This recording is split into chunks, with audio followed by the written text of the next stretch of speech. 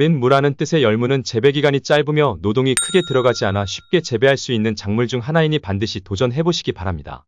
과거에는 여름 한철의 특산물이었지만 현재 사철 공급되고 있는 작물로 여러 음식에 많이 제공되고 사랑받고 있는 채소입니다. 오늘은 봄 열무 심는 시기와 재배 방법에 대해 자세히 알아보겠습니다. 먼저 열무 심는 시기에 대해 알아보겠습니다. 열무는 사계절 모두 재배가 가능한 작물이지만 서늘한 기후가 오래 지속되는 봄과 가을이 재배하기 좋은 시기이며 봄 파종의 경우 이모작이 가능합니다. 열무는 재배 시기에 따라 재배 기간의 차이가 있습니다.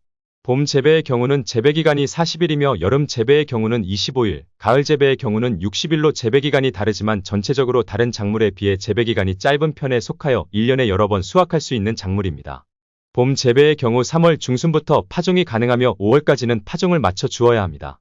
다음은 밥 만드는 방법에 대해 알아보겠습니다. 열무는 땅이 지나치게 습하거나 건조하면 뿌리 생육에 문제가 되기 때문에 물 빠짐이 잘 되게 밭을 만들어 주어야 합니다. 열무는 약산성인 pH 5.5에서 6.8의 토양산도에서 잘 자라기 때문에 산성이 강한 토양이라면 모종 심기 3에서 4주 전에 석회를 넣고 토양을 교정해줍니다. 열무는 생장이 빠르고 단기간에 수확하는 작물이기 때문에 웃거름을 주지 않고 밑거름 위주로 재배합니다. 파종하기 1에서 2주 전에 충분히 숙성된 퇴비로 밑거름을 줍니다. 밑거름을 주고 두둑을 만들어주며 일반적인 두둑 너비는 90에서 120cm, 고랑 너비는 30cm가 적당합니다. 두둑 높이는 20cm 정도로 높게 만들어 강우 시 빗물 배수가 잘 되고 스패를 받지 않도록 합니다. 다음은 파종 방법에 대해 알아보겠습니다.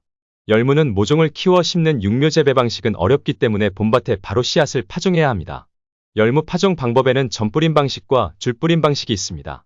씨앗은 포기 사이는 30cm, 줄 사이는 45cm가 적당합니다. 전뿌림 방식은 45cm의 줄 간격마다 폭이 30cm 간격으로 구멍을 만들고 열무 씨앗을 3개에서 4개를 심고 나서 씨앗 두께의 2배에서 3배 정도 흙으로 덮어주면 됩니다. 줄뿌림 방식은 45cm 간격으로 파종고를 만들어주고 0.5에서 1cm 간격으로 촘촘히 줄뿌림을 하고 주변에 부드러운 흙으로 0.4에서 0.5cm 정도 얇게 복토해줍니다. 파종 후 종자가 물에 흘러내리지 않게 물줄기가 약한 물조리개를 이용하여 충분히 물을 줍니다. 다음은 물주기 방법에 대해 알아보겠습니다. 열무는 배추와 마찬가지로 씨앗이 발아하고 성장을 하면서 많은 수분을 필요로 하는 작물입니다. 열무 종자에 발하는 토양 온도에 따라 다소 차이가 있으며 씨를 파종하고 땅이 건조할 경우 발화 상태가 불량해집니다. 그리고 땅이 건조하거나 마르는 경우 뿌리가 짧아져 뿌리 활착에 문제가 생기기 때문에 틈틈이 물을 주어 땅이 적당한 수분을 머금고 있도록 습기를 유지해줍니다. 다음은 솎아주기와 김매기에 대해 알아보겠습니다. 열무는 씨앗이 발아하고 일주일마다 지나치게 웃자라거나 성장이 더딘 것과 병든 것 등 위주로 솎아주며 총 3번에서 4번 정도 솎아주기 작업을 해줍니다. 열무는 본잎이 6장에서 7장 정도 자랄 때까지 솎아주기를 하여 가장 튼튼한 열무 1개를 수확해주면 됩니다. 솎아주기 작업 시 주변에 자라고 있는 잡초를 제거하고 김매기를 같이 진행하여 양분을 빼앗기는 것을 막고 토양 속에 산소를 공급해줍니다. 마지막으로 생리장애와 병충해 방제에 대해 알아보겠습니다. 열무는 재배기간이 짧으며 시기별 품종 선택만 잘한다면 큰 생리장애와 병충해 피해가 거의 없는 작물입니다. 여름 재배의 경우 장마 시기와 겹쳐 고온 다습한 환경으로 연부병 등의 병해가 많이 발생하지만 비가림 설치나 밥 만드는 과정에서 배수에 유의한다면 충분히 예방이 가능합니다.